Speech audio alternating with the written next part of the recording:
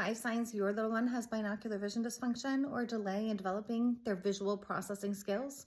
First one is ADHD symptoms. If you can't process your space accurately and efficiently and effortlessly, it's going to be nearly impossible to do higher order cognitive tasks like maintaining focus and attention on a task. We as adults face this exact same challenge if we have binocular vision dysfunction.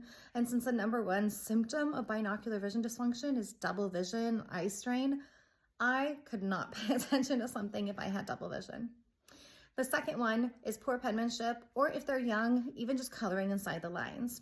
I see countless patients where maybe they'll start coloring inside the lines really well, but then they fatigue early and they fatigue quickly. That's because they want to do so well. So they're working to overcome their binocular vision dysfunction and stay inside the lines, but then they burn themselves out on a task that should be effortless. And I'm not talking about the task of actually coloring. I'm talking about the task of maintaining alignment. If your little one starts coloring and it's really, really good, but then they just kind of lose their stamina and they start coloring all over the place, they're probably working really hard to maintain single vision, but then they break and have double vision. I've had patients where I ask them when they're 5 years old, do you see 2 pictures? And they'll say yes, and then I try to just color one of them. Red flag number 3 is heavy blinking or eye winking. So when I see a little one who goes like this and they're like 4, 5, 6 or even younger, it's actually really hard to teach a kid how to wink. So they have quickly learned the fastest way to get rid of double vision is to do that. They're smart. They figured it out. But any child who says they have better vision doing this than this, it's pretty obvious that they definitely have a binocular vision dysfunction. They're probably correcting for double vision. The fourth one is eye rolling, eye turning, or kind of weird eye movements. So I have one little one who has a misalignment. She's 5 years old and she goes like this every time she needs to like maintain or try and gain her alignment.